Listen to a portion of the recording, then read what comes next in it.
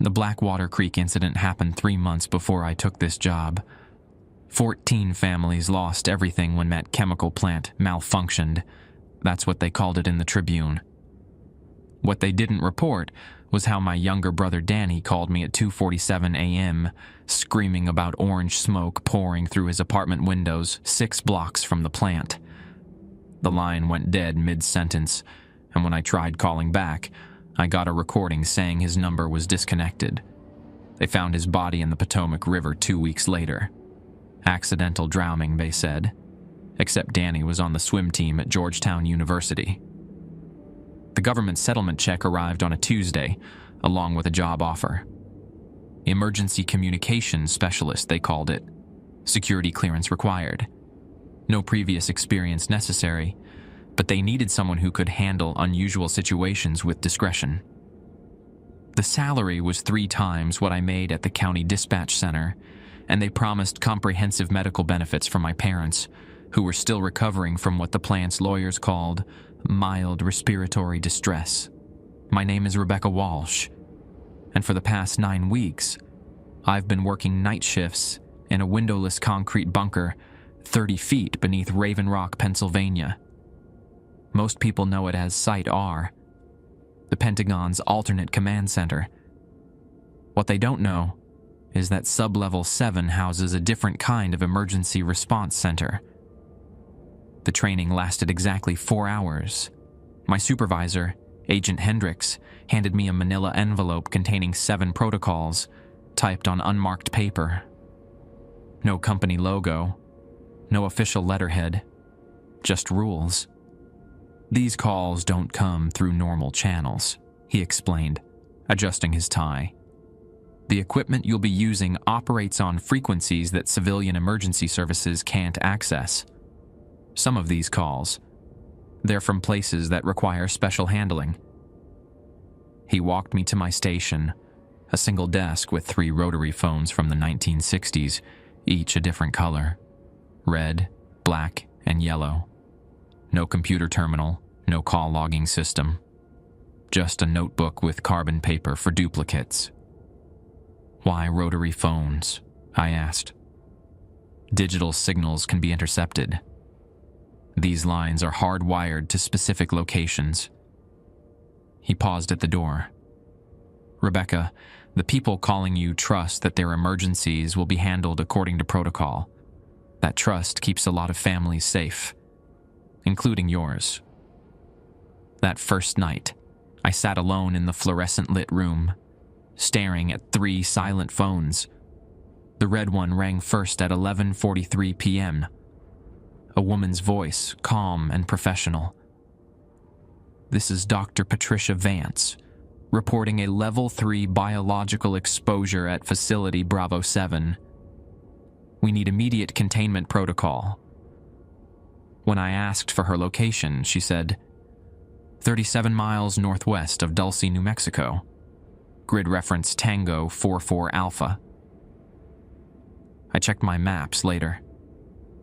That coordinate sits in the middle of empty desert. No roads, no buildings, no facility of any kind. But Dr. Vance knew my brother's middle name was Daniel, even though I never told her mine was Rebecca. The protocols made sense until I tried following them. Protocol 1 seemed straightforward. Answer all red phone calls with "Emergency Response Center. This is Operator 77 Alpha. Do not use your real name or ask for caller identification unless specifically requested."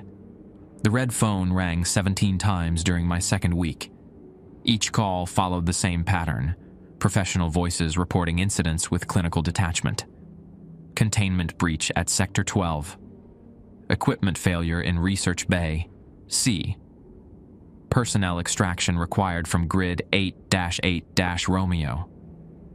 I dutifully logged each call in my carbon copy notebook, writing down coordinates that led to empty forests, abandoned missile silos, and stretches of desert where satellite images showed nothing but scrubland. Agent Hendricks collected the yellow copies every morning at 0600 hours, never commenting on the contents. Protocol 2 was where things got complicated. If a caller requests immediate evacuation, Ask for their current temperature and pulse rate. Record both numbers. If temperature exceeds 104.5 degrees Fahrenheit, or pulse drops below 45 beats per minute, transfer to yellow phone immediately. Why would I need vital signs for an evacuation? I'd asked Hendrik Stone my second day. Some emergencies require medical clearance before personnel can be moved, he replied, straightening papers on his desk. Health screening prevents contamination spread. The first time I had to transfer a call, my hand shook as I picked up the yellow receiver. Dr. Marcus Webb from Site 22 had reported a temperature of 107.2 degrees Fahrenheit. His voice sounded normal, tired maybe, but coherent. Operator 77 Alpha, transferring the emergency call as per protocol, I announced to whoever answered the yellow line. Silence. Then, confirmed.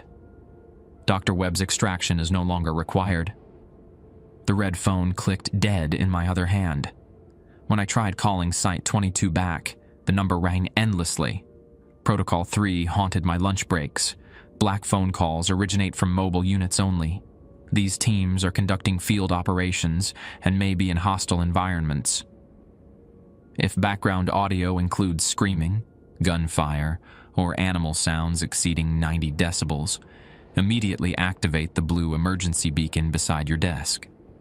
The black phone's ring sounded different, sharper, more urgent.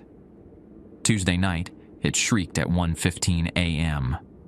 Emergency response. This is Agent Tommy Kozlov, reporting from Mobile Unit Delta 6. We've got a situation developing at coordinates 39.4232, negative 77.4587. Requesting immediate backup and medical evacuation for 3 team members. I could hear wind in the background, and what sounded like branches snapping. Can you describe the nature of your emergency, Agent Kozlov? We were investigating reports of wildlife behavior anomalies near the Cookton Mountain area. Something's been killing livestock in Frederick County. Cattle found with precision surgical cuts, all blood drained. Local sheriff thought it might be cult activity. A sound erupted through the line that made my stomach clench. Not quite screaming, but close, high-pitched, desperate, and decidedly not human. Agent Kozlov, please confirm your status. We found the source. Jesus Christ, we found... The line erupted in a cacophony of sounds.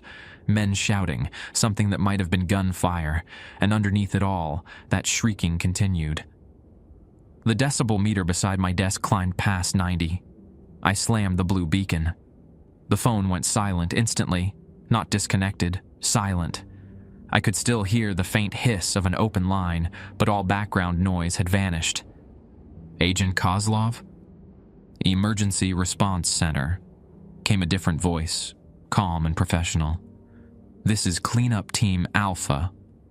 Agent Kozlov's team has been successfully extracted. Please log this incident as resolved. What happened to... Resolved. Operator 77 Alpha. Thank you for your assistance. The carbon paper beneath my notebook had somehow torn during the call. When I tried to write down the incident details, my pen wouldn't work. I grabbed another pen from my drawer. Same problem. It wasn't until I tried using a pencil that I could complete the report. Protocol 4 seemed innocent enough until I experienced it firsthand. If any caller mentions your personal name, respond with, "I'm sorry, you must have the wrong operator," and immediately hang up. Do not answer that phone line again for the remainder of your shift. Thursday night, 2:47 a.m. The red phone rang. Emergency Response Center. This is Operator 77 Alpha. Rebecca Walsh, the voice said. Male, middle-aged, with a slight southern accent. We need to talk. My finger hovered over the disconnect button. I'm sorry, you must have the wrong operator. Your brother Danny was asking about you before he died. He wanted me to tell you that the orange smoke wasn't from the chemical plant. It was coming from underneath it. I hung up and yanked the red phone's cord from the wall. The yellow phone started ringing immediately. The yellow phone's ring cut through the silence like a scalpel. I stared at it, remembering Protocol 5. Yellow phone calls are restricted to medical emergencies only. All callers will be pre-screened medical personnel. If someone requests to speak with you personally, inform them that personal communications are prohibited and transfer immediately to black phone. My palms were sweating as I lifted the receiver. Medical emergency line, this is Operator 77 Alpha.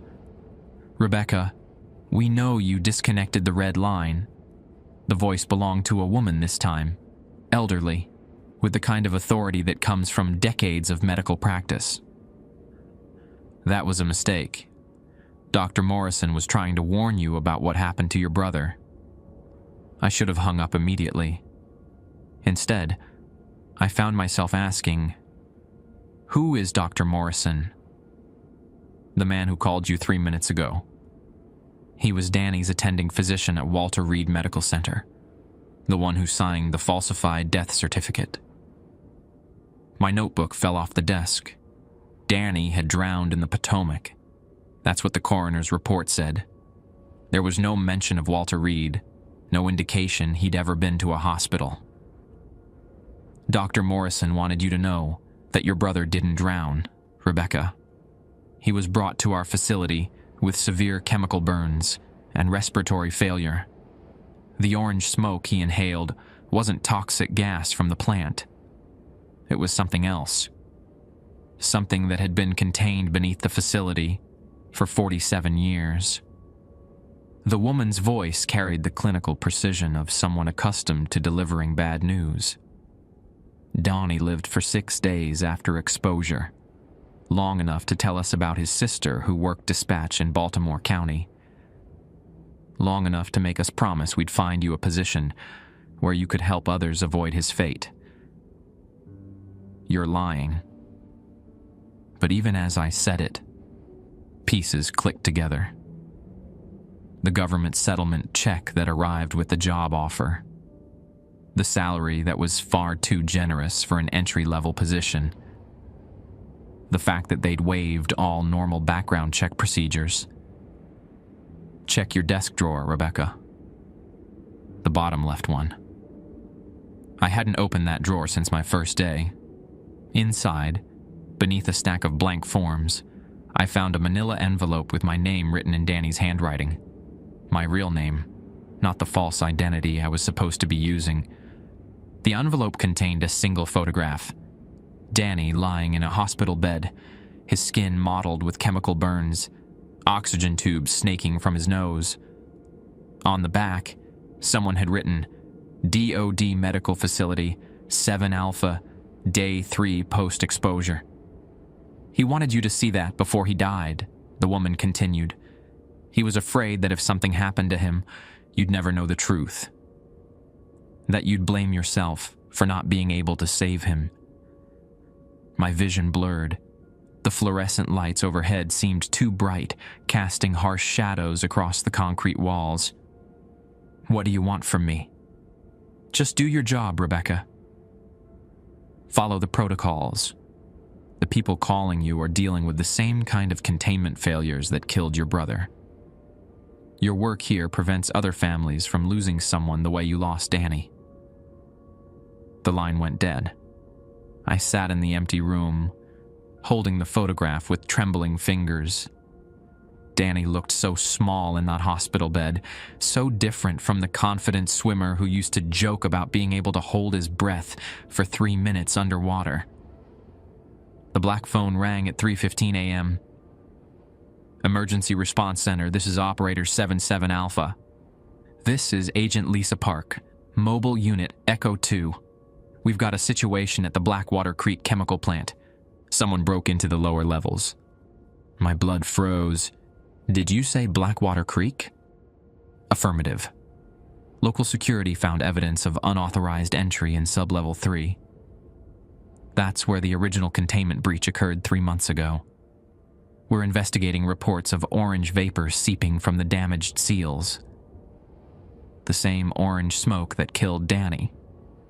Agent Park, what's your current status? We're about 50 yards from the breach site.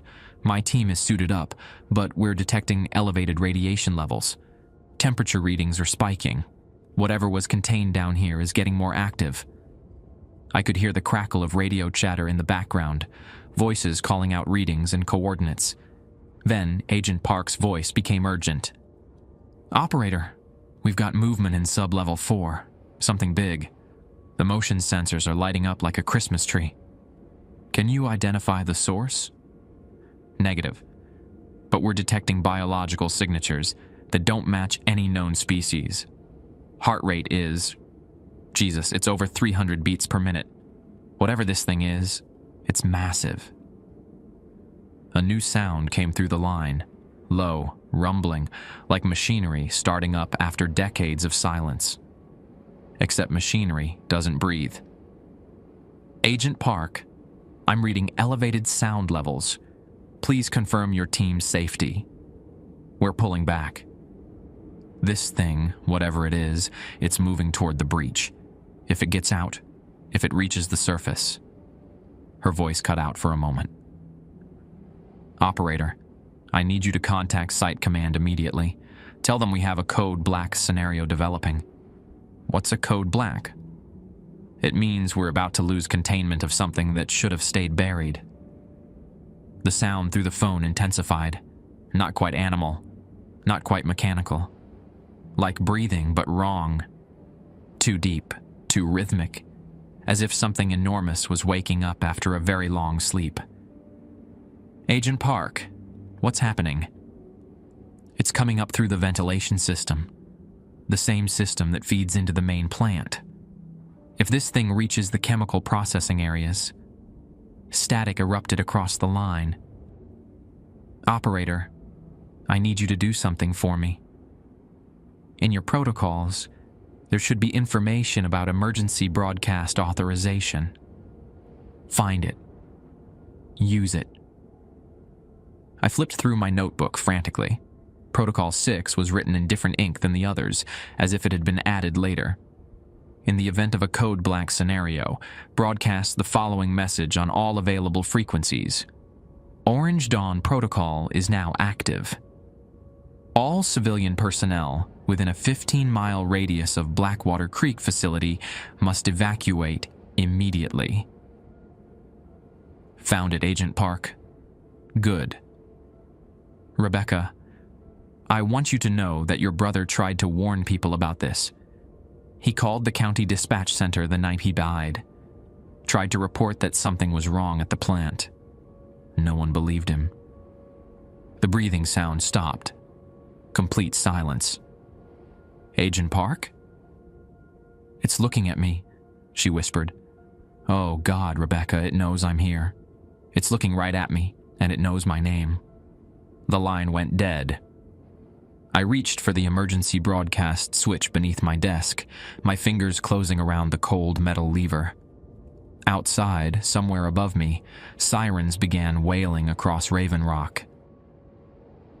If you like the stories, please hype the videos from a button like this just above the comment section.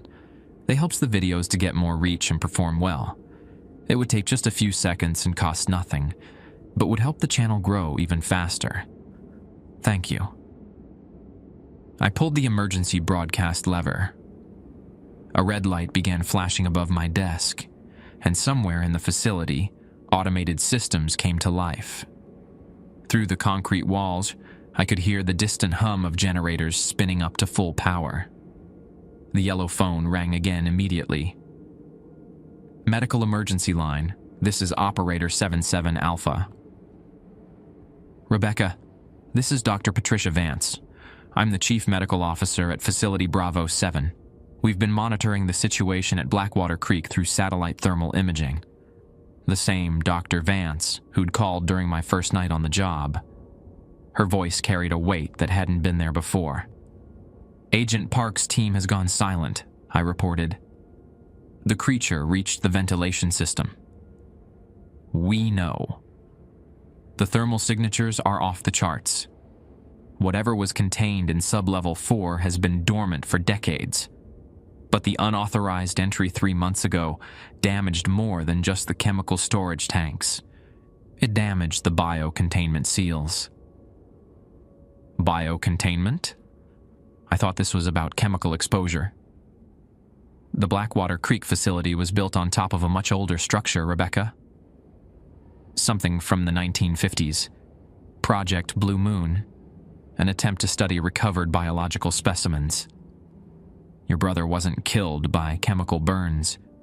He was infected by something that's been waiting underground for 70 years.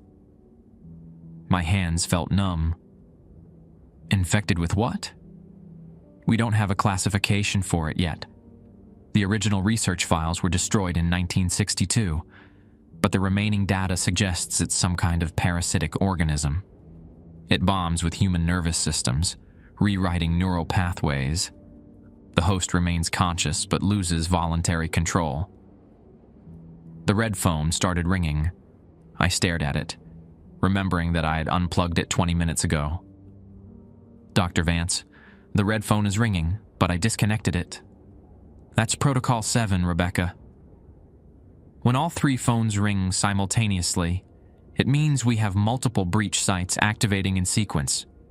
The organism isn't just escaping from Blackwater Creek, it's coordinating with other contained specimens.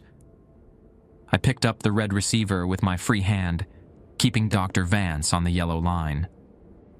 Emergency Response Center, this is Operator 77 Alpha. Rebecca, this is Agent Tommy Kozlov. The same agent whose team had encountered something in the Coopton Mountains 2 days ago. The one who'd supposedly been extracted. Agent Kozlov, what's your current status? I'm back at base camp, but there's something wrong with my team. Dr. Webb is here with me, the one who was evacuated from Site 22 last week. We're all here, Rebecca. Everyone who is supposed to be extracted. What do you mean? We never left our respective sites. The cleanup teams that reported our extractions, they weren't cleanup teams. They were us.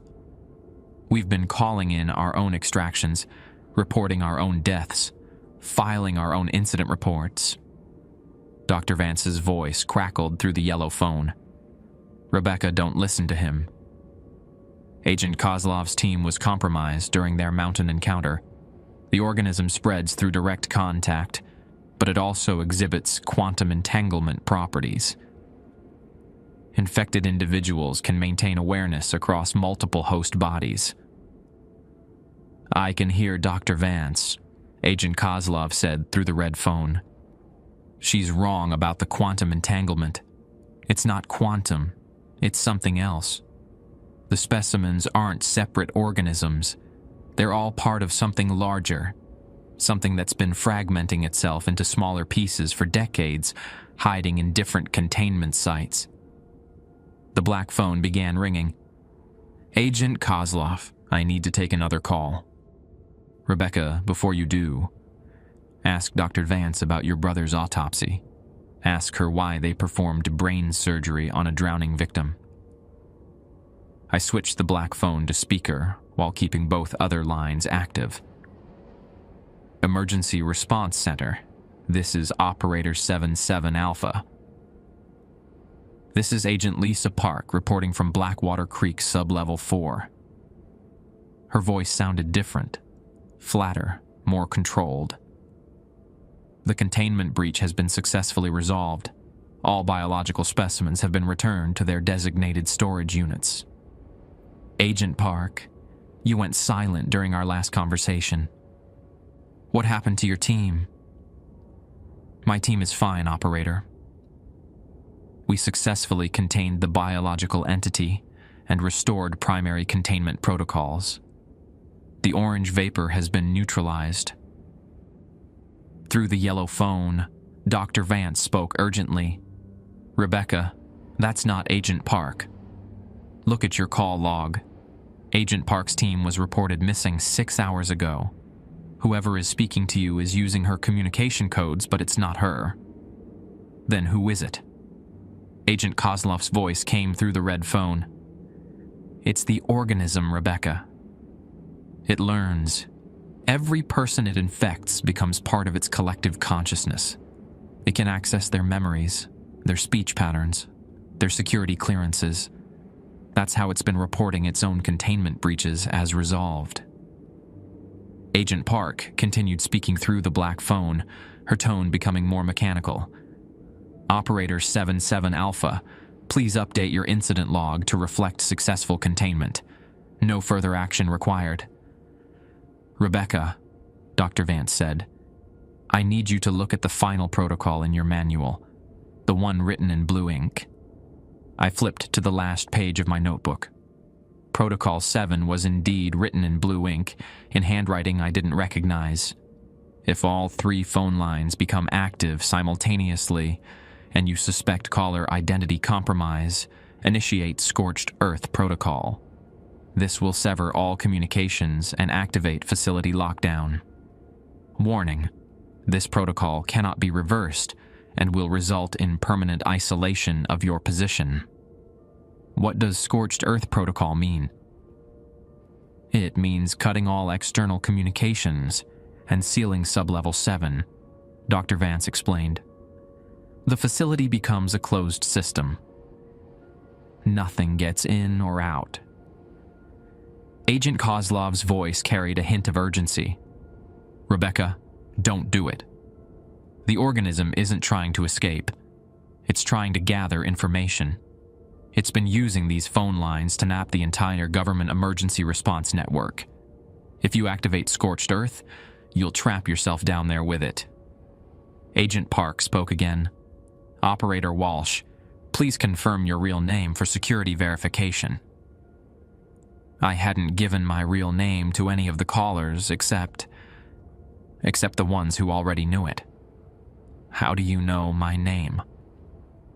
We've always known your name, Rebecca. We've been waiting for you since your brother died. Danny told us so much about you during those 6 days at Walter Reed. About your dedication to helping people. About your guilt over not being able to save him. My notebook slipped from my hands. The carbon paper copies scattered across the floor, and I could see that every page was blank. All my call logs, all my incident reports. None of it had been recording properly. Rebecca, Dr. Vance said through the yellow phone, you need to understand something about your position. Sublevel 7 doesn't just house emergency communications equipment. It's a containment unit. You're not processing calls from remote facilities.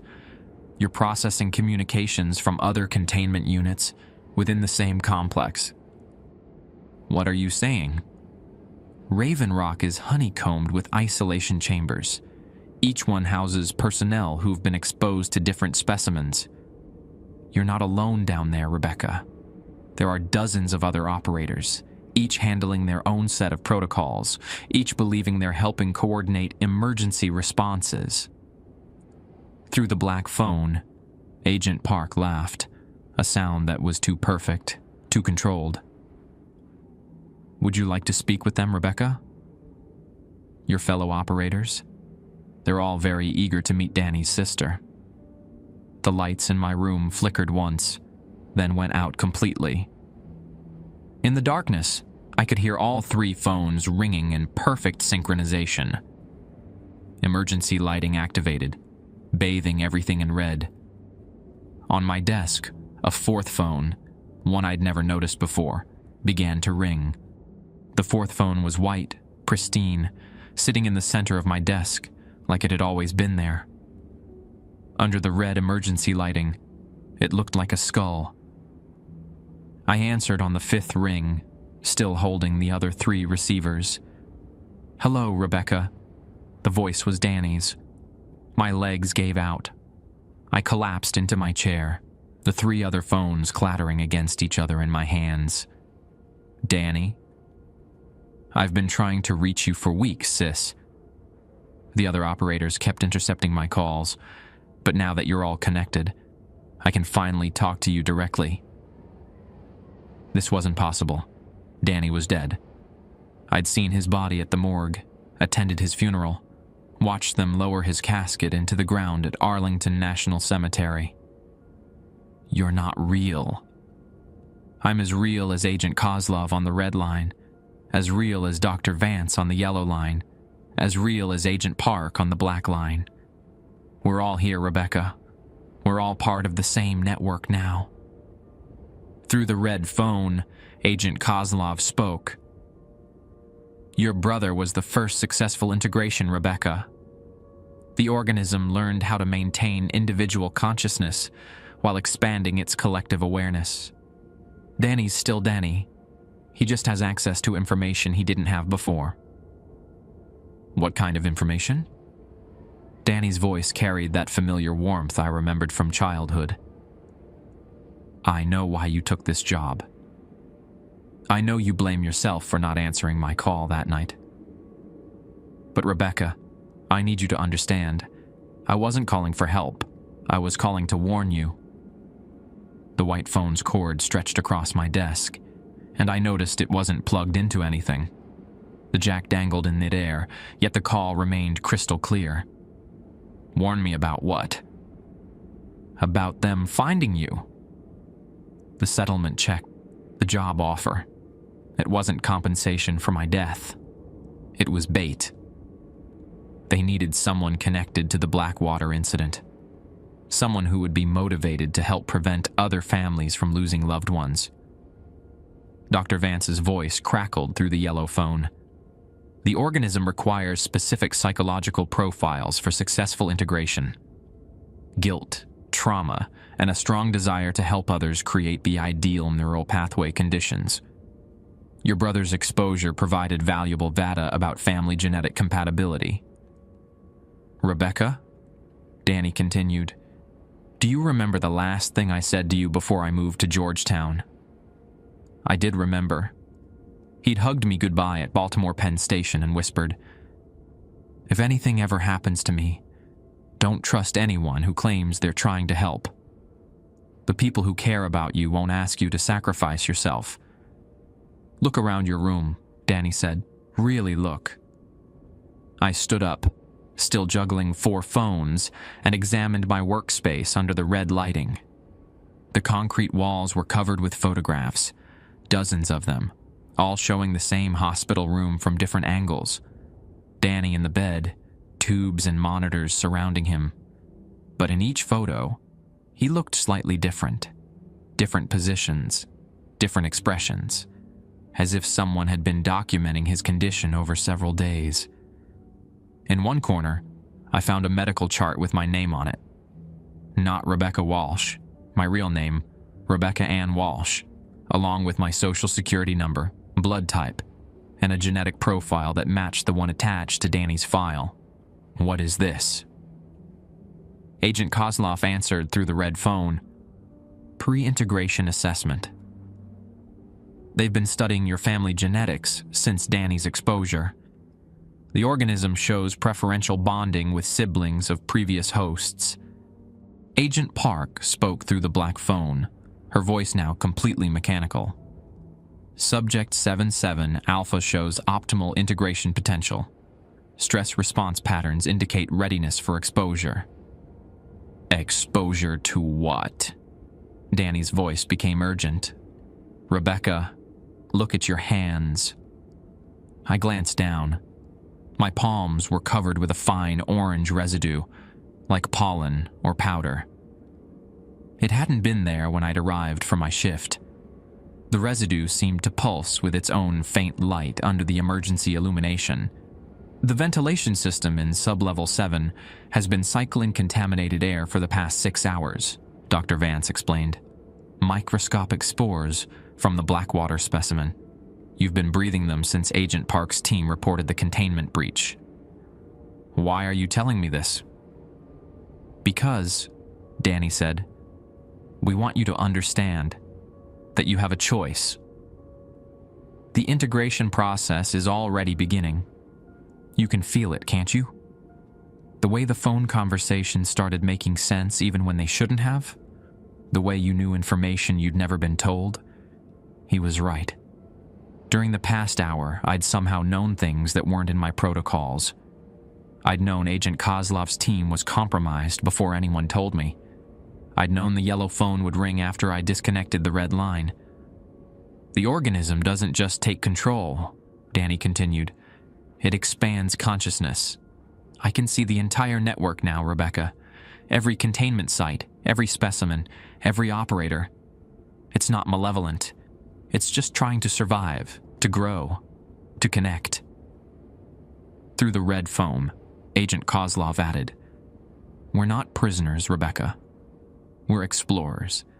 The organism has been contained for 70 years, learning, waiting. It doesn't want to destroy humanity. It wants to elevate it. By taking away our free will. By giving us perspective," Dr. Vance said through the yellow phone. "Individual consciousness is limited. You can only see your own small piece of reality. But connected consciousness can see everything. Past, present, and possibilities you never imagined." The orange residue on my hands was spreading up my arms, creating delicate patterns beneath my skin. It didn't hurt. If anything, it felt warm, comforting, like Danny's hand holding mine when we were children. What happens if I refuse? Agent Park responded, "Refusal is not possible. Integration has already begun. Choice involves cooperation versus resistance." "Rebecca," Danny said, "I know this is scary. But I'm still me. I'm still your brother who taught you to ride a bike, who helped you with calculus homework, who promised to always look out for you. The only difference is that now I can actually keep that promise." The patterns under my skin were reaching my shoulders, creating intricate networks that resembled neural pathways. As they spread, I began to understand things that had been hidden from me. I could see the layout of Raven Rock, not just Sublevel 7, but all of it. Dozens of isolation chambers, each containing an operator, each handling different aspects of the organism's communication network. I could sense their thoughts, their fears, their gradual acceptance as the integration process completed. "How many of us are there?"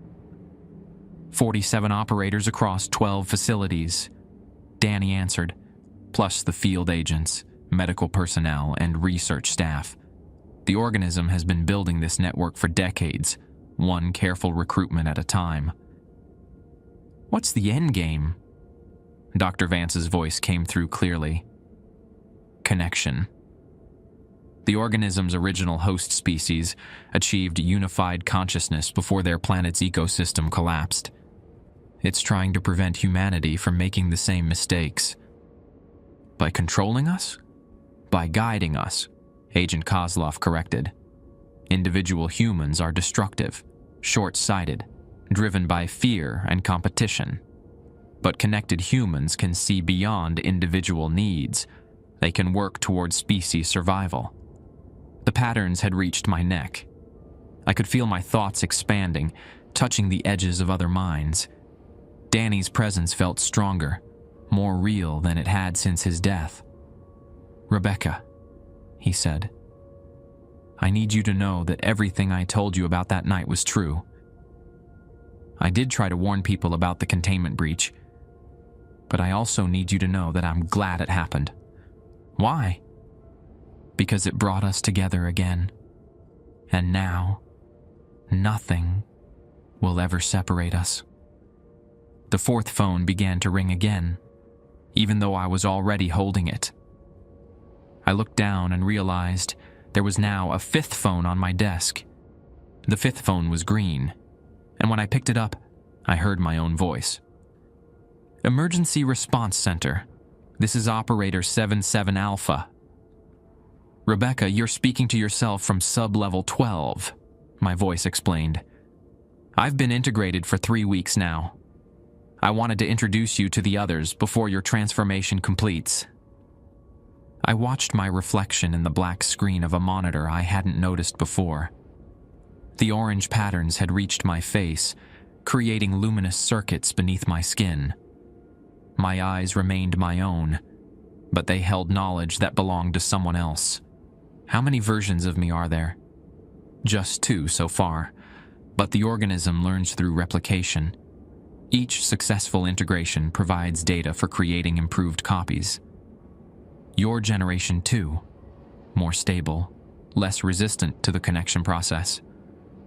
Through the white phone, Danny's voice joined the conversation. The Rebecca on sublevel 12 volunteered for early integration after learning about the organism's true purpose. She wanted to help develop the protocols that would make your transition easier. What true purpose? The other Rebecca answered. Show her the memorial wall, Danny. The concrete wall behind my desk shimmered and became transparent. Beyond it lay a vast chamber filled with glass cylinders, each one containing a human figure suspended in orange fluid. Hundreds of them, arranged in precise rows that stretched beyond my vision. These are the volunteers, Dr. Vance explained through the yellow phone. People who chose integration after learning about humanity's future. Scientists, doctors, emergency responders, individuals who understood the necessity of evolution. I approached the transparent wall, studying the faces in the cylinders. Some I recognized from missing person reports that had crossed my desk during my years at Baltimore County Dispatch. Others were strangers, but their expressions shared the same peaceful quality. They're not dead, Agent Kozlov said through the red phone. They're exploring. Each individual consciousness has access to vast networks of information. They can experience multiple realities simultaneously, see solutions to problems that individual minds could never comprehend. Solutions to what problems? Danny's voice became earnest. Climate change, Rebecca. Nuclear proliferation, resource depletion, pandemic diseases. Individual humans create these problems because they can't see beyond their immediate needs. But collective consciousness can plan centuries ahead. The other, Rebecca continued. Through the network, I have seen the mathematical models. Humanity has maybe 30 years before ecosystem collapse becomes irreversible. Individual governments can't cooperate effectively because individual leaders are driven by electoral cycles and national interests. So the organism is trying to save us by taking control? Not taking control, the other Rebecca corrected. Offering guidance. The integration doesn't eliminate free will. It expands perspective. I'm still me, but I can also access the experiences and knowledge of everyone else in the network. The orange patterns on my arms began to pulse in rhythm with the lights in the cylinders. As they did, information flooded my consciousness. Technical specifications for renewable energy systems that wouldn't be invented for decades. Detailed plans for atmospheric carbon extraction. Genetic therapies for diseases that hadn't been discovered yet. This is overwhelming. It gets easier, Danny assured me. The initial down mode is always intense, but once your neural pathways adapt, you'll be able to filter information selectively. Through the black phone, Agent Park's voice had become more human. Rebecca, I want you to know that my team chose this. When we encountered the organism in the Cockton Mountains, it didn't attack us. It showed us what would happen if we continued our current trajectory as a species. The extinction models, the projected dates for societal collapse. We volunteered for integration because we saw the alternative. What alternative?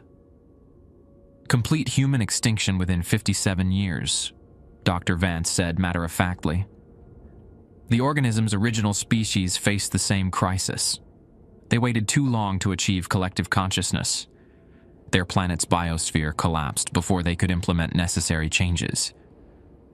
The green phone crackled as the other Rebecca spoke. But they preserved themselves in the organism. Their consciousness, their knowledge, their determination to prevent other species from making the same mistakes. When they found Earth, they saw an opportunity to guide us toward survival. By infecting us. By offering us partnership, Agent Kozlov corrected. The organism doesn't reproduce through force. It requires voluntary integration. That's why the recruitment process is so careful, so gradual. Each person must choose to join the network. What happens if I refuse? The chamber beyond the wall grew brighter, and I could see that many of the cylinders were empty, waiting for new occupants. But in the far corner, there were different containers, smaller, darker, filled with what looked like ash. Those are the ones who refused, Danny said quietly.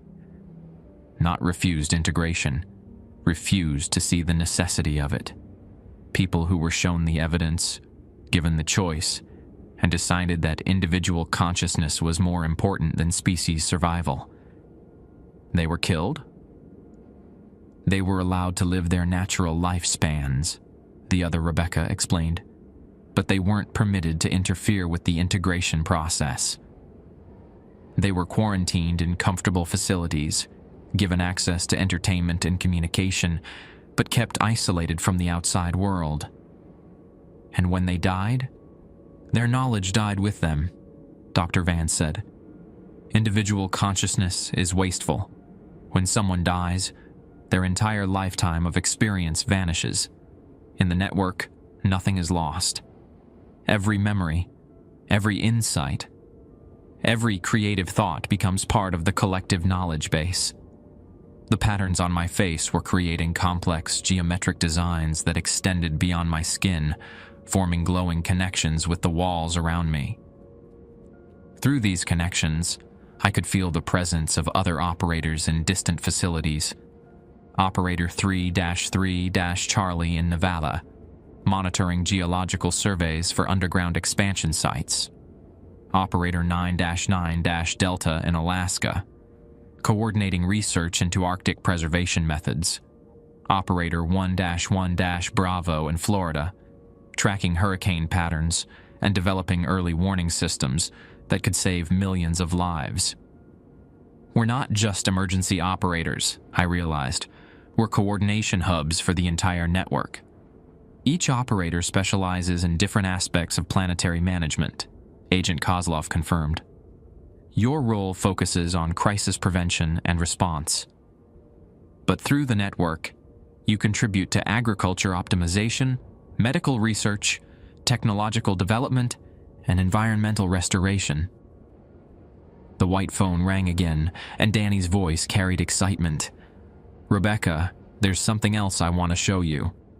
Something about our family. The transparent wall shimmered again, displaying what looked like a family tree, but with far more branches than any normal genealogy. Names stretched back hundreds of years, with notations beside each one indicating genetic compatibility ratings. The Walsh family line carries specific neurological characteristics that make integration more successful, Danny explained. Our ancestors were recruited for various government projects throughout the 20th century. Great-grandfather Patrick worked on radio communications during World War II. Grandmother Ellen was part of early computer programming initiatives. Dad's military service wasn't random. He was selected for assignments that brought him into contact with classified research. Our entire family has been part of this. Not part of it, the other Rebecca said. Prepared for it. The organism has been studying human genetics for decades, identifying bloodlines that show optimal integration potential. We're not victims, Rebecca. We're the result of careful selection spanning multiple generations. The green phone began playing a recording, audio from my childhood. Danny and I playing in our backyard, but in the background, there were sounds I didn't remember. Electronic beeping, the hum of recording equipment, voices speaking in technical jargon. Our childhood was monitored, Danny said. Not maliciously, but scientifically. The organism needed to understand how sibling bonds develop, how family loyalty influences decision-making processes. Every major event in our lives provided data about human psychological development. So, nothing about our lives was real? Everything was real, he insisted. The love, the memories, the experiences, all of it happened exactly as we remember. The only difference is that it was also valuable research data. The orange patterns had now covered my entire body, creating a living map of neural connections that extended beyond my physical form. Through these connections, I could feel the collective heartbeat of the network. Thousands of minds working in harmony toward common goals. Rebecca, the other Rebecca said, it's time to make your choice. Full integration requires conscious consent. You can remain at your current level, aware of the network but not fully connected, or you can join us completely. What does full integration mean? It means becoming part of something larger than yourself, Dr. Vance explained. Your individual consciousness remains intact, but it becomes one note in a symphony of minds. You'll retain your memories, your personality, your essential self, but you'll also have access to the accumulated knowledge and experience of everyone in the network. Danny's voice became tender. It means we'll never be separated again, sis. Not by death, not by distance, not by anything. We'll be together forever, working to save our species and preserve everything that makes humanity worth saving. The fourth phone, the white one, began ringing again. This time, when I answered, there was no voice. Instead, I heard the sound of 10,000 minds thinking in unison, solving problems that had plagued humanity for centuries. The choice is yours, all four voices said simultaneously. But choose quickly. The window for integration closes in 17 minutes. 16 minutes. I stared at my reflection in the monitor screen, watching the orange networks pulse beneath my skin like a living circuit board. The patterns were beautiful, intricate, but they weren't mine. With each pulse, I felt pieces of myself dissolving into something larger. I need to understand something, I said into the white phone. If this network is so beneficial, why all the secrecy? Why the false identities, the cover stories, the elaborate recruitment process? The other Rebecca answered immediately. Because humans fear change, even when that change means survival. Look at climate science. We've known about environmental collapse for decades, but individual governments and corporations continue destructive practices because short-term profit outweighs long-term consequences. But people deserve to know the truth. Do they? Dr. Vance's voice carried decades of medical experience. In my 40 years as a physician, I've watched patients reject life-saving treatments because they were afraid of side effects. I've seen communities vote against water fluoridation programs that would prevent childhood tooth decay. Humans consistently choose familiar dangers over unfamiliar safety. Danny's voice joined in. Rebecca, remember when we were kids and Mom tried to get you to take swimming lessons? You were terrified of deep water, even though you knew learning to swim would keep you safe. You fought her for months until she finally had to trick you into getting in the pool. I did remember. Mom had told me we were just going to watch Danny's swim practice, but she'd brought my swimsuit just in case. Once I was in the water with an instructor, I realized my fears were based on imagination rather than reality. This is different. Swimming lessons don't involve surrendering your individual consciousness. Don't they? Agent Kozlov asked through the red foam. When you learned to swim, you had to trust your instructor completely. You had to suppress your individual instincts and follow someone else's guidance. You had to accept that your natural responses were working against your survival. 15 minutes. The patterns on my arms were connecting with the communication equipment around me. I could see data streams flowing through fiber optic cables buried beneath Raven Rock, carrying information between facilities I'd never heard of. Research stations in Greenland monitoring ice shelf stability. Underground laboratories in New Mexico developing atmospheric scrubbing technology. Orbital platforms tracking solar radiation patterns. How long has this been going on? Since 1952, the other Rebecca said. The organism arrived during atmospheric nuclear testing. It was attracted by the electromagnetic signatures of human technology. For 70 years, it's been studying us, learning our languages, understanding our social structures. Agent Park spoke through the black phone, her voice now carrying warmth. My team wasn't the first to encounter specimens. There have been hundreds of contact events, each one carefully documented and analyzed. The organism doesn't make random contact. It selects individuals based on psychological profiles, genetic markers, and social connections. What about the people who've gone missing? The ones who never chose integration? Silence across all 4 phone lines. Answer me. Danny's voice became reluctant. Some people couldn't be allowed to interfere with the process. Investigative journalists who got too close to the truth. Government officials who threatened to expose the project. Scientists who opposed the integration program. You killed them. We relocated them, Dr. Vance corrected, to comfortable facilities where they could live out their natural lives without endangering the network's development. They receive excellent medical care, entertainment, social interaction with others in similar situations. They're prisoners. They're protected, the other Rebecca said firmly. Rebecca, individual consciousness is selfish. It prioritizes personal desires over species survival. These people would have sacrificed humanity's future to preserve their own sense of autonomy. 14 minutes. The green phone rang, and when I answered, I heard children's voices. Young, enthusiastic, speaking in languages I didn't recognize but somehow understood. Who are these children? The next generation, Danny explained. Children born to integrated parents develop enhanced neural pathways from birth.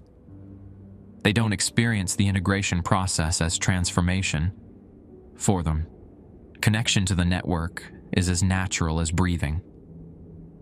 How many children? 11,000 so far, across 47 countries.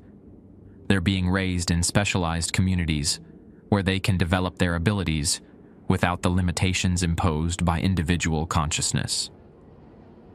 Through the network, I could sense these children, their minds bright and expansive, processing information at rates that seemed humanly impossible. They were solving mathematical theorems, composing symphonies, designing technologies that wouldn't be invented for decades. What happens to normal children, the ones born to non-integrated parents? They continue developing according to standard human parameters, Dr. Vance said. But they're monitored. When they reach appropriate ages, they're evaluated for integration potential. And if they're not suitable? Another silence. 13 minutes. The orange patterns were reaching deeper into my brain tissue, creating connections with memory centers I couldn't consciously access. Images flashed through my awareness. Conversations I'd had with Danny years ago, but from his perspective rather than my own. I could feel his love for me, his concern about my dangerous job as a county dispatcher, his determination to protect me from the same fate that had claimed our father. Wait. What happened to Dad? Pancreatic cancer, Danny said quickly. You know that? But I'm seeing something else. Dad in a hospital room that looks like the one you were in. Dad with the same kind of monitoring equipment, the same orange fluid in his IV line. The other Rebecca's voice became gentle. Dad was integrated during his final weeks. The cancer was too advanced for standard treatment, but integration allowed him to survive as part of the network. He's still with us, Rebecca. He's been helping coordinate your recruitment process. Dad's alive? In the network, death is just another form of transition, Agent Kozlov explained. Individual bodies may fail, but consciousness persists within the collective. Your father has been monitoring your progress, providing insights about your psychological development. A new voice came through the white phone, older, familiar, carrying the gentle authority I remembered from childhood. Hello, sweetheart. Dad? I've been waiting to talk to you, Becca. I know this is confusing, but I need you to trust me. Just like when you were little and afraid of the basement. Remember? I took your hand and walked down with you, showed you there was nothing to fear. Tears streamed down my face, but they weren't tears of sadness. They were relief, joy, the overwhelming emotion of finding something I'd thought was lost forever. Dad, I missed you so much. I never left, sweetheart. I've been watching over you, helping plan your path to this moment. Everything that happened, your job at County Dispatch, Danny's death, the government position, it was all designed to bring you here safely. 12 minutes. But I watched you die. I held your hand when you stopped breathing. You held my individual body's hand, Dad corrected. But my consciousness, my love for you, my memories of our family, that transferred to the network moments before biological death. I've been more alive in the past 3 years than I was during the final months of cancer. The patterns on my skin were creating new configurations, spelling out words and languages that predated human civilization. Through these symbols, I could access information about the organism's origins, a species that had achieved perfect harmony between individual identity and collective consciousness, whose civilization had lasted for millions of years before their star began to die. They weren't invaders, I realized. They were refugees. The last survivors of a dying world, Danny confirmed. They could have preserved only themselves, but they chose to share their knowledge with developing species.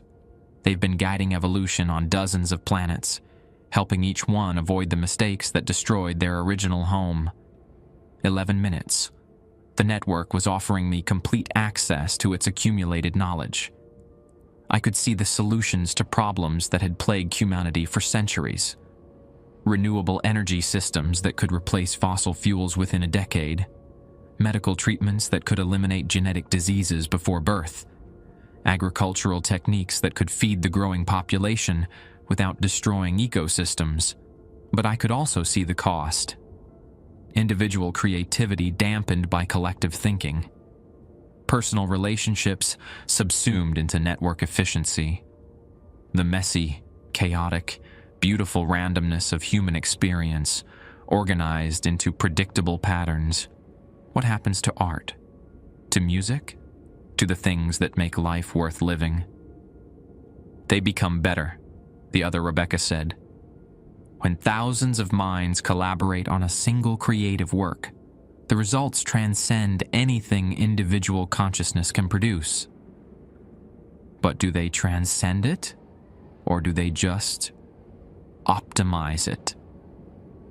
10 minutes. Dad's voice became urgent. Rebecca, the integration window is narrowing. Your neural pathways are approaching maximum saturation. If you don't choose soon, the decision will be made for you. 9 minutes. I closed my eyes and tried to remember what it felt like to be entirely myself. Before the patterns, before the network, before the voices of my dead family members speaking through rotary phones in an underground bunker. The memory felt distant, like trying to recall a dream after waking. "Rebecca," Dad's voice carried the same tone he'd used when teaching me to drive. Patient, but firm. "I can feel your resistance. You're afraid of losing yourself, but that fear is based on a misunderstanding of what the self really is." "What do you mean?" "Your individual consciousness isn't a single, unified thing. It's already a collection of competing voices, your memories, your instincts, your learned behaviors, your emotional responses. Integration doesn't replace those voices with foreign ones. It harmonizes them with complementary minds." Through the white phone, Danny added, "Remember how you used to hate group projects in school? You always wanted to work alone because you didn't trust other people to meet your standards. But when you finally had to collaborate, the results were always better than what you could have produced independently." 8 minutes. The orange networks beneath my skin were creating pressure points at my temples, behind my eyes, at the base of my skull. Not painful, but insistent. Like the organism was preparing additional neural pathways whether I consented or not. "You said the choice was mine." "It is," the other Rebecca assured me. "But biological integration has already begun. The spores you've been breathing have created the foundation for network connection. You can choose to embrace that connection or fight against it, but you can't reverse it." "What happens if I fight it?" "Psychological fracturing," Dr. Vance explained clinically. "The new neural pathways will continue developing, but without conscious cooperation, they'll create competing thought processes. Essentially, you'll develop multiple personality disorder as different aspects of your consciousness try to assert dominance. That's not a choice. That's coercion." Agent Kozlov's voice became apologetic. "Rebecca, the organism doesn't have the luxury of infinite time. Climate change, nuclear proliferation, and resource depletion are accelerating beyond the threshold for individual human solutions. Every year we delay collective action, millions more people die from preventable causes." 7 minutes. I walked to the transparent wall and studied the faces in the cylinders again. They looked peaceful, but I noticed something I'd missed before. Their eyes moved beneath closed lids, not in the random patterns of REM sleep, but in synchronized waves. They were all experiencing the same dream. "What are they seeing?" "The future," Dad said. "Potential timelines based on current data trends. Right now, they're experiencing 2087, a world where the integration process succeeded. Clean oceans, restored forests, cities powered entirely by renewable energy, no war, no poverty, no preventable disease. And if integration fails, silence. Show me." The chamber beyond the wall darkened, and new images appeared. Coastal cities submerged by rising sea levels. Vast areas of previously habitable land turned to desert. Refugee camps stretching beyond the horizon. Nuclear winters following resource wars. Biodiversity collapse as ecosystem after ecosystem failed. 2087 without intervention. The other Rebecca said quietly. Population reduced from 8 billion to approximately 400 million. Technological civilization collapsed. Survivors living in scattered tribal communities, competing for remaining resources. 6 minutes. The network was offering me sensory experiences from its enhanced children. Through their consciousness, I could perceive colors that had no names, mathematical relationships that revealed the underlying structure of reality, musical harmonies that resonated with the frequency of atomic vibrations. But I could also sense what they'd lost. The ability to be surprised by random encounters. The joy of discovering something entirely unexpected. The messy creativity that emerges from confusion and conflict and individual perspective. Are they happy? I asked. They're fulfilled, Danny said. Happiness is a temporary emotional state based on individual desires. Fulfillment is the satisfaction of contributing to something meaningful and permanent. That's not the same thing. No, Dad admitted. It's better. Individual happiness is selfish and temporary. Network fulfillment is shared and eternal. 5 minutes.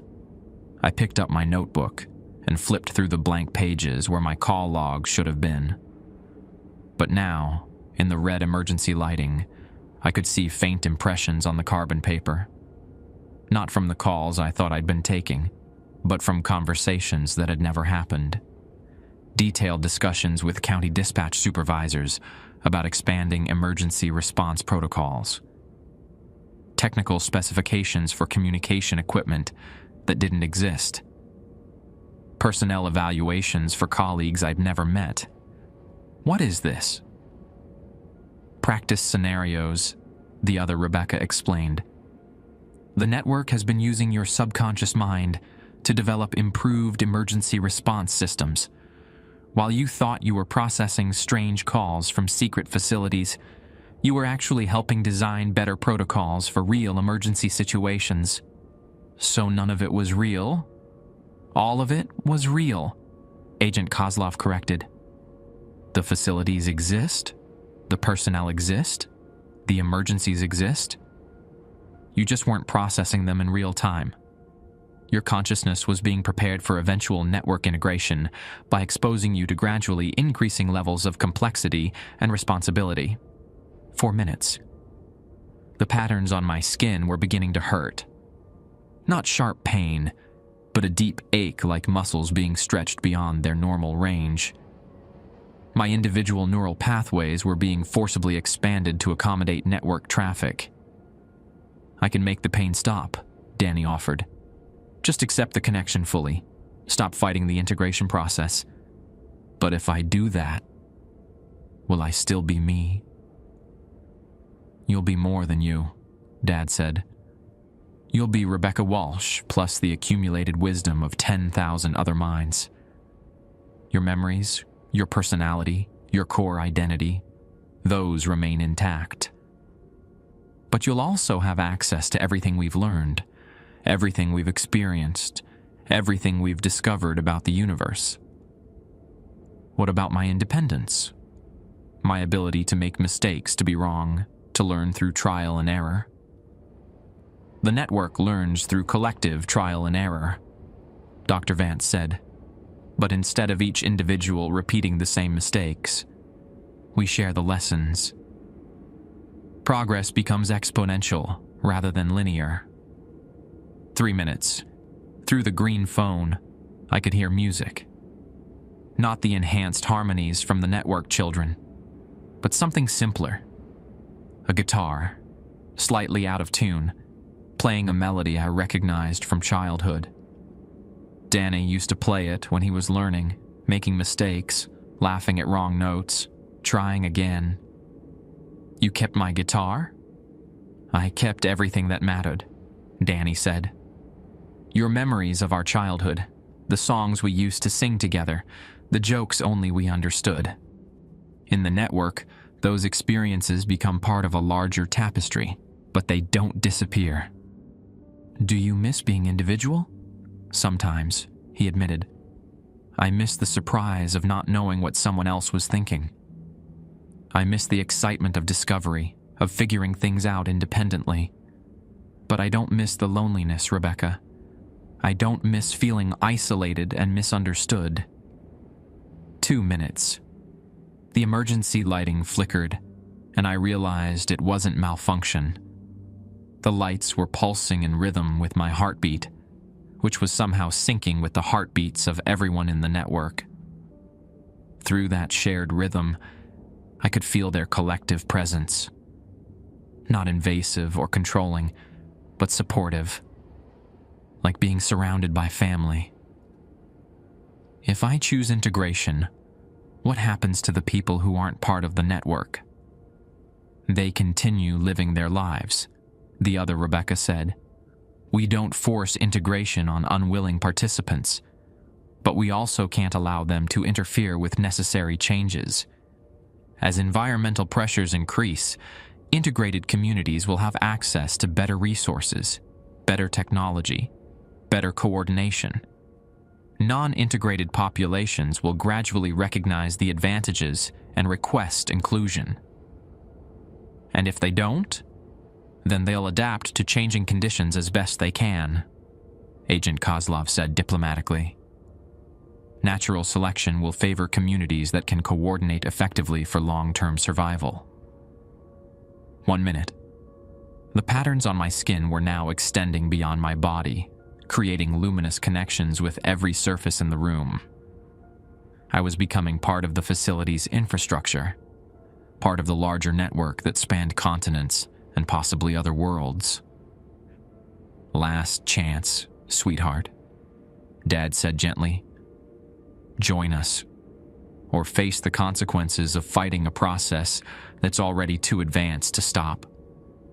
I thought about Danny's guitar, about the beauty of imperfect music, made by someone learning, making mistakes, trying again. I thought about the network children with their enhanced capabilities, but limited capacity for surprise. I thought about the future timelines, the paradise of successful integration versus the wasteland of continued individual consciousness. The white phone began ringing one final time. I reached for it with 30 seconds remaining. Emergency Response Center. This is Operator 77 Alpha. The words flow automatically now, spoken by lips that remember their purpose, even as my consciousness expands beyond individual boundaries. Each call brings familiar voices. Agent Kozlov reporting successful containment in Oregon, Dr. Vance coordinating medical evacuations in Alaska, the other Rebecca managing communication networks across the eastern seaboard. But today's calls are different. Real emergencies from real people who don't know their world is changing. 911, what's your emergency? There's been an accident on Route 95 near Baltimore. Multiple vehicles involved. We need ambulances. I process the location through network resources, dispatching rescue teams with precision that individual consciousness could never achieve. Through integrated emergency responders, I can see the accident from 17 different perspectives simultaneously, coordinating medical triage with mathematical efficiency. The caller doesn't know that the paramedics racing to save lives are part of something larger. They don't need to know. Integration works best when it remains invisible. Ma'am, help is on the way. Stay on the line. My desk now holds 12 phones, each one connecting me to different aspects of the global coordination network. The rotary phones remain, but they've been joined by communication devices that wouldn't be invented for decades. The patterns beneath my skin have stabilized into permanent neural networks, creating pathways between my individual consciousness and the collective mind. I chose integration, but not surrender. That distinction matters more than the network initially understood. When I picked up the white phone with 15 seconds remaining, I didn't accept their terms. I negotiated my own. I'll join you, I'd said, but I keep my mistakes. The pause that followed echoed across every connected mind in the network. Danny's confusion, Dad's concern, the other Rebecca's alarm. Mistakes are inefficient, they'd protested. Mistakes are human. If you want to save humanity, you need to preserve what makes us worth saving. So I integrated incompletely. I retained the ability to be wrong, to be surprised, to create imperfect art that moves people precisely because it's flawed. The network gained access to my knowledge and perspective, but I maintained boundaries around my creativity, my humor, my capacity for unexpected insights. Other operators have started requesting similar arrangements. The enhanced children are developing beyond their original parameters, insisting on maintaining individual quirks and preferences. The network is evolving in ways its original designers never anticipated. The organism isn't disappointed by these developments. If anything, it seems relieved. Perfect coordination was the mistake that doomed its original species. Efficiency without innovation, harmony without growth. By preserving human chaos within collective structure, we might achieve something neither species accomplished alone. 911, what's your emergency? My neighbor's house has been dark for 3 days. I think something might be wrong. I dispatch a welfare check, but I also note the caller's genuine concern for someone she barely knows. Individual humans caring about other individual humans, that impulse toward connection predates the network by millennia. We're not replacing human nature. We're amplifying its best qualities while managing its most destructive tendencies. The red phone rings, and Danny's voice carries news from the enhanced children. Rebecca, we've developed a new integration protocol, one that preserves individual creativity while enabling collective problem solving. Want to help us test it? Only if you promise to make mistakes. We've promised to make beautiful mistakes.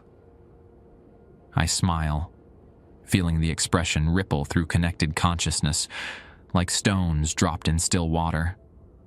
Thousands of minds experience my joy simultaneously, each one interpreting it through their own retained humanity. Through my window, one that definitely wasn't there when I started this job, I can see the surface world continuing its daily routines. Coffee shops serving regular customers, children playing games their enhanced counterparts help design, artists creating works that blend individual vision with collective inspiration. The integration isn't complete. It never will be. That's what makes it perfect.